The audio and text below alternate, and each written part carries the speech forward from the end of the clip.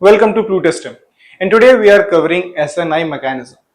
Now, for most of you who are doing your class 12th, you have already heard about SN1 reaction mechanism and SN2, which refers to your unimolecular substitution reactions and bimolecular nucleophilic substitution reactions.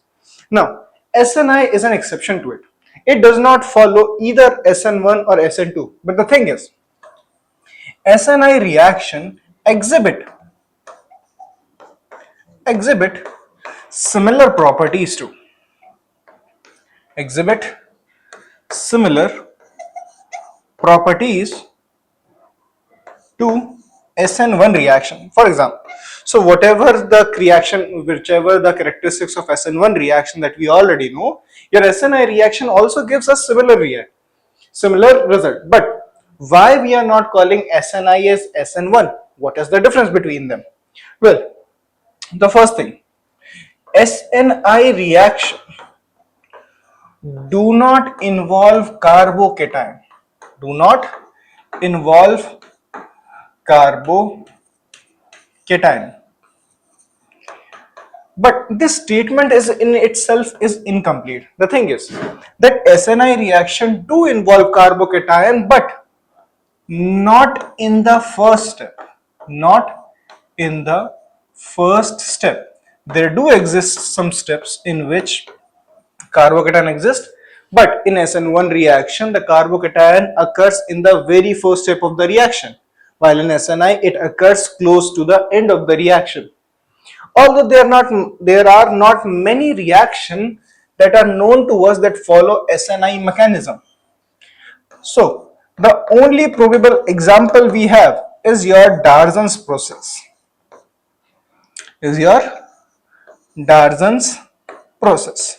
So now we need to define if it is the only known example. What is Darzon's process?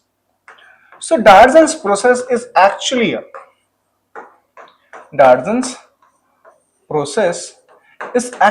a reaction mechanism that is used in the preparation of alkyl halides from alcohols using alcohol when reacts with SOCl₂, which also goes by the name of thionyl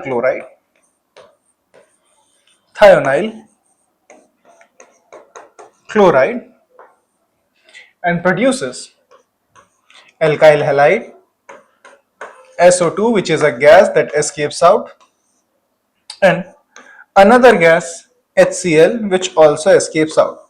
Since most of the byproduct in this reaction involved are gases, that's why Darzon's process is actually one of the best methods that we have for the generations of alkyl halide from alcohols.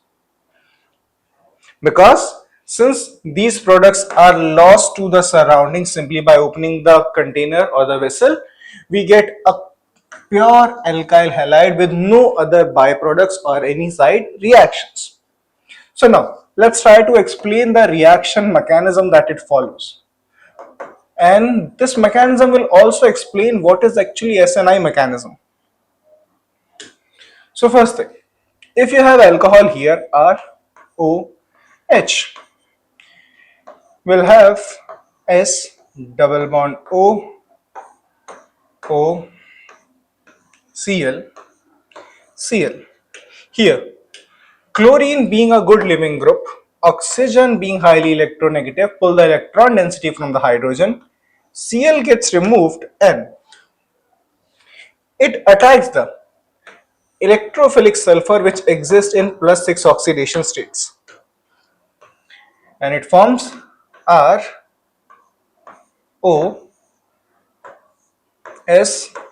double bond OCl. So here you can see this is the first step of the reaction and there is no carbocation intermediate that is formed here. So, and we have already removed one of our byproduct HCl here. Next is going for the next step, we have here Cl being a good leaving group gets leave, and oxygen having its lone pair try to fulfill the positive charge that is generated on the sulfur after removal of Cl by its lone pair, and it forms ROCl. double bond S positive, double bond O, sorry, not S, but it's the sulfur that's actually electropositive. So in order to stabilize itself, now the oxygen has to make choice whether to break the bond from the carbon side or the sulfur side.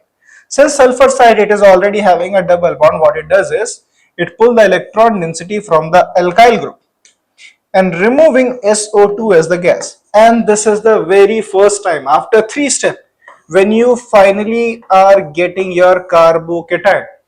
After generation of the carbocation, what we do? Here, the chloride ion that you removed in the second step of the reaction, it reacts back with the carbocation and gives us alkyl chloride. So now, with this mechanism, we have proved that SNi reaction can exhibit the characteristics of an SN1 reaction. Simply why? Because it has carbocation intermediate, but it is not entirely an SN1 reaction because the carbocation that is produced in this reaction is not in the RDS step of the reaction. So this one specific difference separate SNi reaction from the SN1 reaction, and there are not many known examples of SNi reactions. So now what we have proved here. So in this class we have talked about the difference of SNi reaction, why is it important, and the reaction mechanism. I hope this would have cleared all your doubts regarding SNi reaction mechanism and what it is. In case of still any doubts that you have, you can add it to the comment section and we'll get back to you. Is there any specific topic that you want us to make the video? Please also add it to the comment section and we'll get back to you. Thank you for joining us today. That's all for now.